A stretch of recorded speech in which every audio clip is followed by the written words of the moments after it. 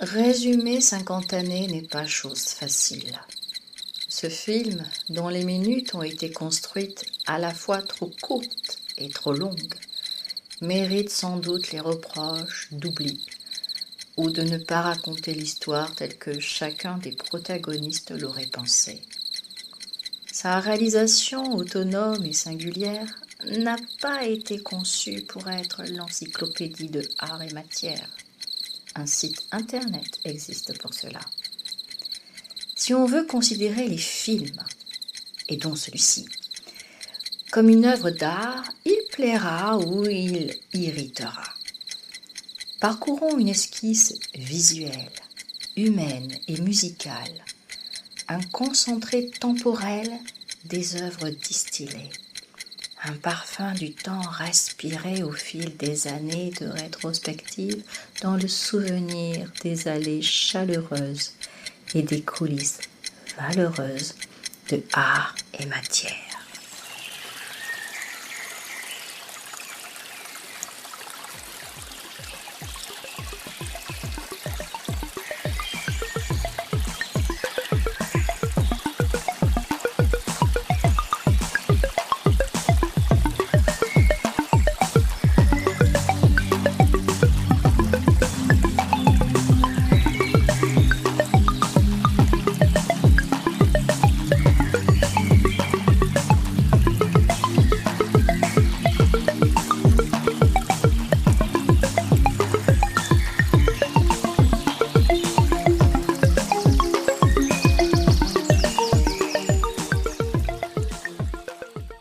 Bon, alors le but de l'affaire, c'est le 50e anniversaire du Salon Art et Matière.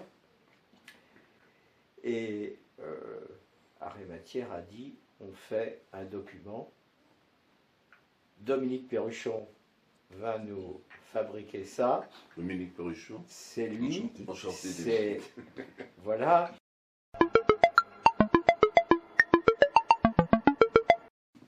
Je trouve que l'art, il doit être à la disposition de tout le monde. Et au fond, à condition que ça soit sincère, à condition qu'on dise j'aime, j'aime pas. Le divorce. Mais autrement, si on commence à vouloir trop expliquer, trop employer des mots compliqués, que personne ne comprend, y compris ceux qui l'écrivent peut-être d'ailleurs, non, c'est vraiment un peu pénible. Eh bien, c'est pas ça, Metz. Moi, je trouve que c'est le contraire. Et avoir le contact avec des gens qui n'ont pas une approche classique de la culture, mais qui arrivent avec leur propre sincérité. Et moi, ça, j'aime bien ça, tu vois.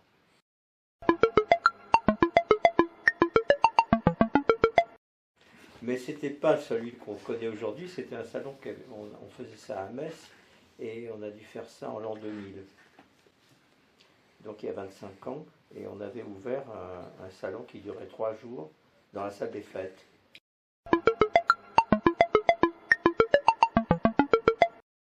Non, ce salon, cette expérience de salon de la photo, je crois qu'il a duré 2 ou 3 ans, je crois. Oui, je et crois après, aussi. on l'a laissé tomber parce que c'était trop lourd, enfin, je sais pas quoi, il y avait des choses comme ça, déjà à cette époque. Eh oui.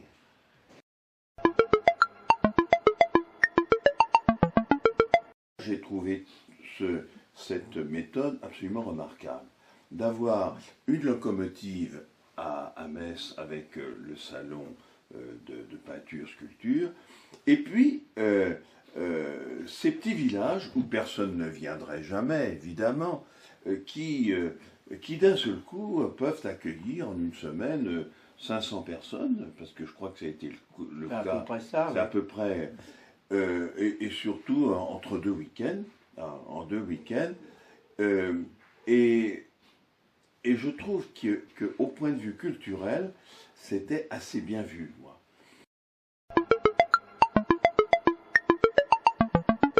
Ben oui, alors il y avait eu ce premier salon que tu avais organisé. Oui, j'avais organisé ça. Et moi, on j'avais faisait trouvé ça ça au 1er génial. mai ou à la Pentecôte, Ouais, je me ou un souviens truc plus, comme ouais. ça. Je me souviens plus. Il y avait beaucoup de photographes Et ça avait eu un grand succès. Hein.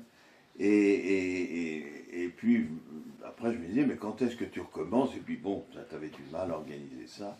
Et c'est là que... Ah ça, je me rappelle de ta première intervention, quand tu m'as appelé pour la première fois à Art et Matière, et tu m'as dit, ah bonjour, ça va, alors on s'était pas vu depuis un moment. Eh bien, elle me dit, ah ben écoute, voilà, on relance un salon mais à Prunay, mais alors on manque de photos, est-ce que tu voudrais y participer? Oh ben, je dis oui, aucun, pas de problème.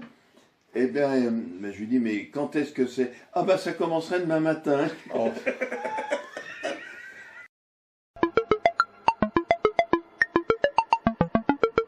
La photographie a quand même quelque chose qui me paraît essentiel, dont ne dispose aucun autre art, c'est par exemple l'instantané. Oui, rentrer dans un lieu culturel, c'est déjà connoté. Et que, à ce moment-là, vous ne regardez plus de la même manière. Ces petites démarches-là ont un sens.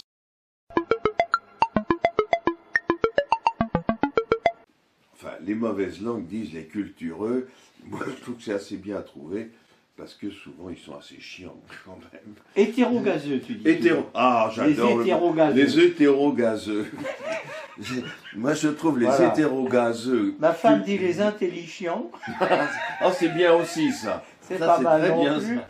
Et toi, tu dis toujours les hétérogazeux. Les hétérogazeux, voilà. Oui, c'est vrai.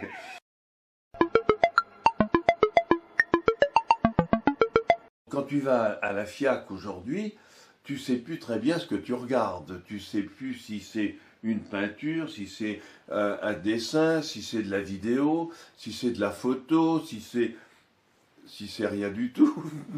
Mais au fond, peut-être que les choses sont en train d'évoluer et que demain, peut-être qu'on ne se posera plus la question, est-ce que c'est un tableau, est-ce que c'est un dessin, est-ce que c'est une peinture, est-ce que c'est une gravure? Finalement, on s'en fout. C'est un bricolage visuel. Ça sera un bricolage. Je crois qu'à la fois, il faut prendre l'art très au sérieux, parce que l'art, c'est quelque chose de sérieux. Je crois qu'une société ne peut pas vivre sans art, sans imaginaire.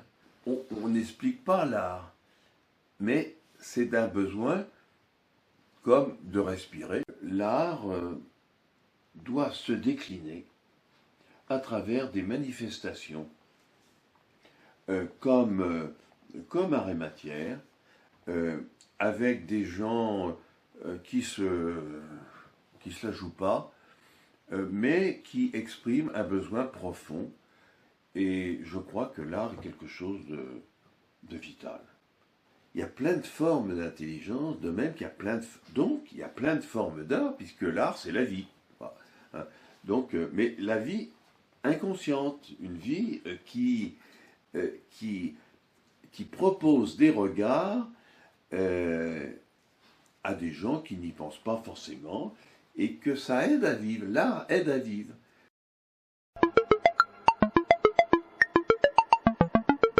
On se dit un jour ça va bien finir, eh ben non, il y a toujours quelqu'un qui invente autre chose. C'est merveilleux quand même.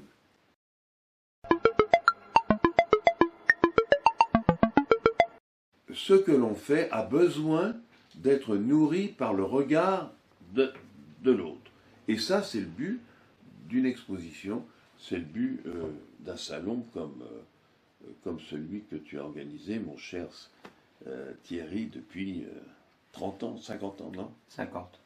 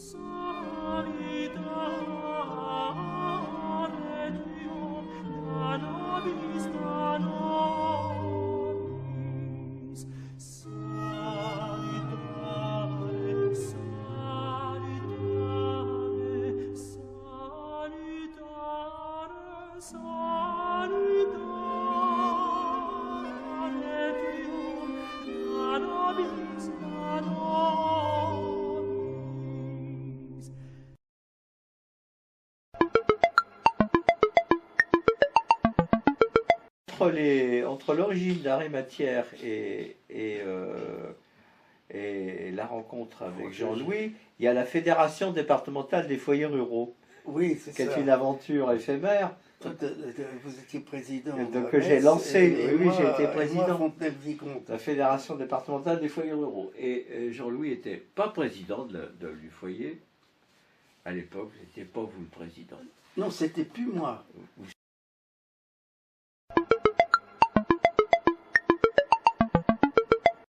Il y a une année où Thierry avait attrapé une crève monstre, Ah oui, alors qu'on avait été à la poursuite de Jean-Pierre Pincemin, oui. et avec lequel vous êtes resté bien jusqu'à son décès. Hein?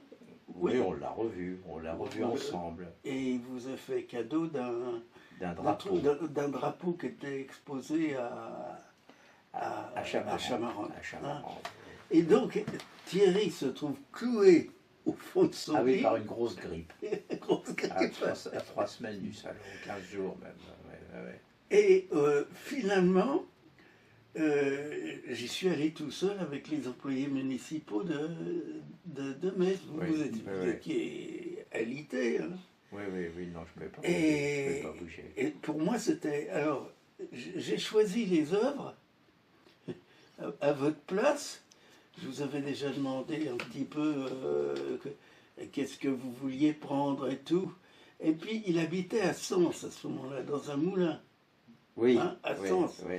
Et vous m'aviez donné son téléphone. Il m'avait remis...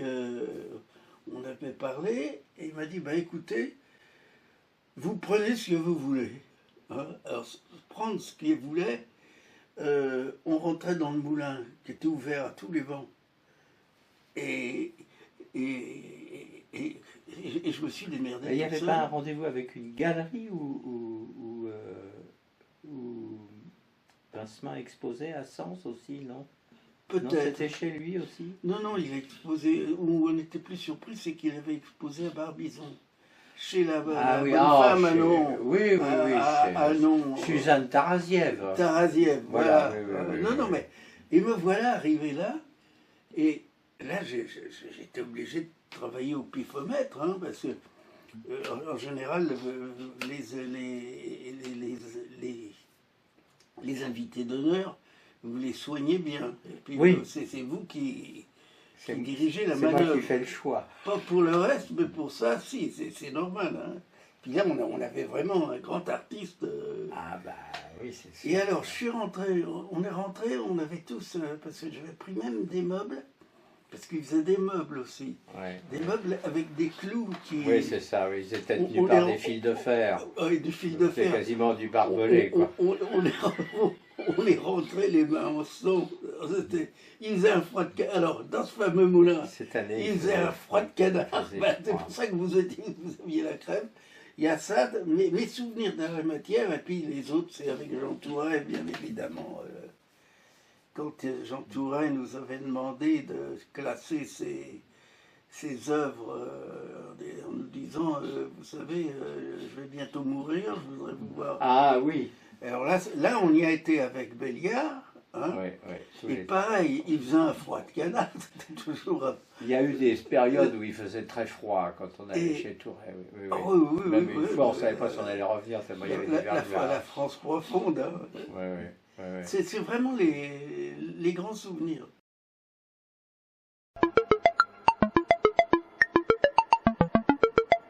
Allez, les deux nus au-dessus, Oui. c'était les nus que Jean Béliard avait tiqué parce qu'il trouvait que c'était des tableaux à caractère pornographique. C'était ses mots. Au Conservatoire des Tempes? Non? Non, parce que je crois qu'il y a un des deux, elle a dû Le mettre à elle a dû Metz? le mettre, elle l'a mis à Metz.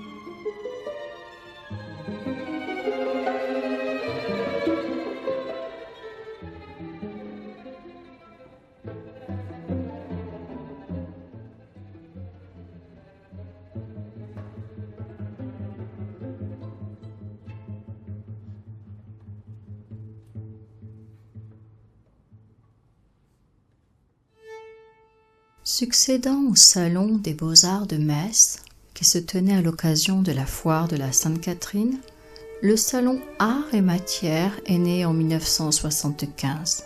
Depuis cette date, il réunit des peintres et des sculpteurs de qualité dans une optique pluraliste. Le talent, qu'il vienne des amateurs ou des professionnels, y est privilégié sur invitation ou sur sélection. À partir des années 2000, cet événement s'est étendu sur plusieurs villages voisins. Aujourd'hui, ce sont Metz, Gironville, Prunay-sur-Essonne, Boigneville et Vers-sur-Essonne qui concourent à l'aventure annuelle de art et matière. À côté des peintres et des sculpteurs à Metz, on rassemble des graveurs à Gironville, des photographes à Prunay, des artistes animaliers à Boigneville. Enfin, à Vers-sur-Essonne, ce sont des élèves de l'Institut médico-professionnel de la Fondation Léopold Bellan qui s'expriment en coordination avec d'autres organismes similaires.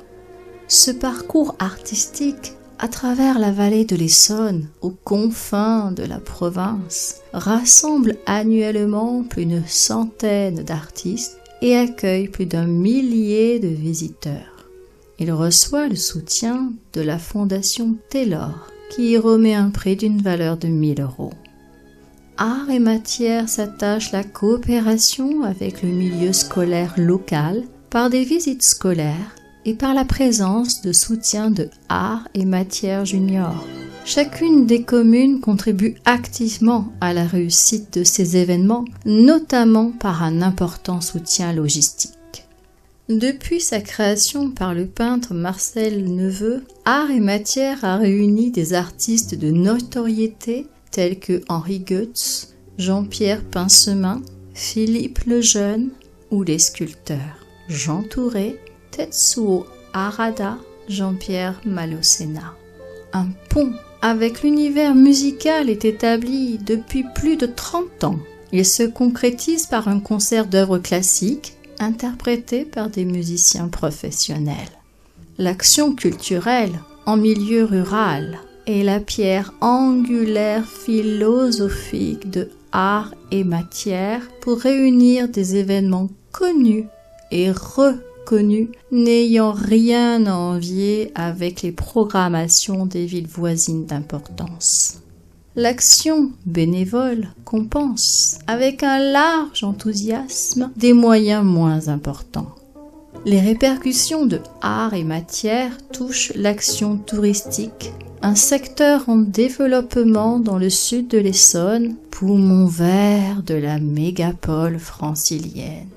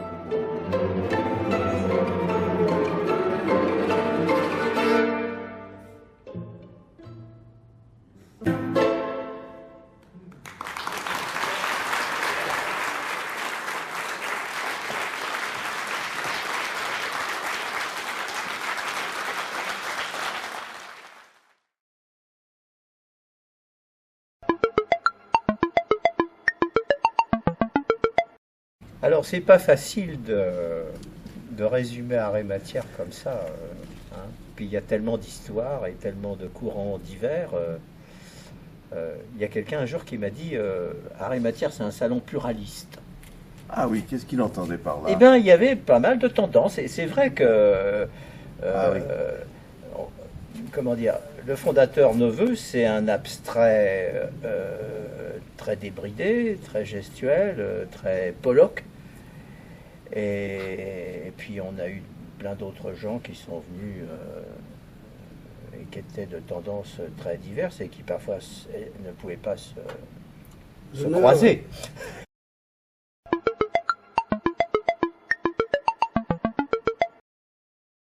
Et c'est sûr que Béliard, il a constamment aimé la peinture et la sculpture.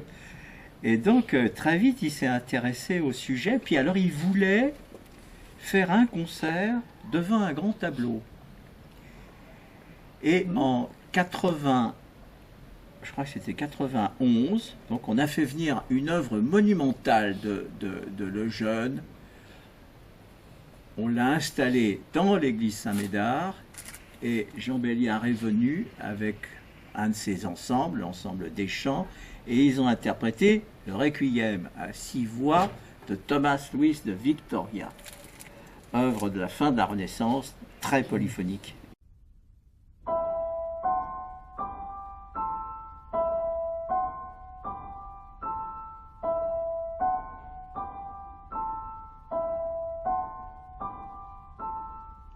Depuis la condamnation de Socrate,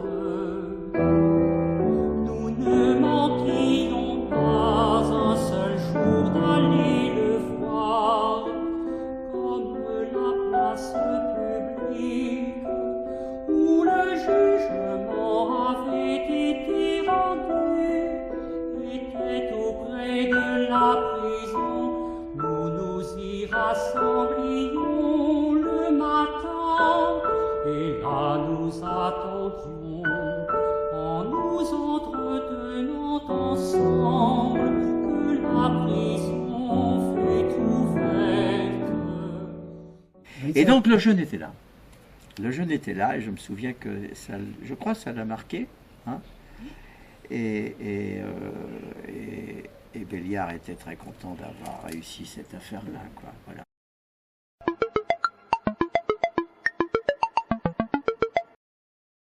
Il y a même une époque où on n'avait pas les moyens de faire garder l'exposition. Ah oui, on Et couchait sur on place. couchait sur place. Ah bon? Ah oui, bah Ah, j'ai moi, pas connu ça, moi.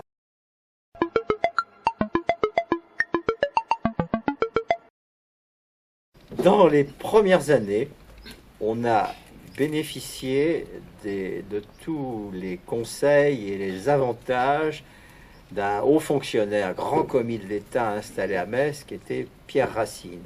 Et donc il faisait venir FR3.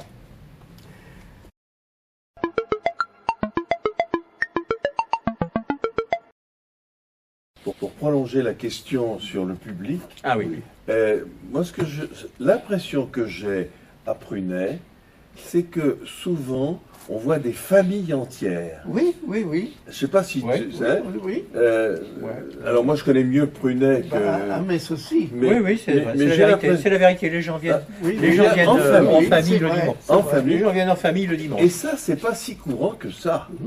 C'est pas si courant que ça. Donc, moi, je trouve que venir en famille dans un milieu rural, je trouve que ça a un sens.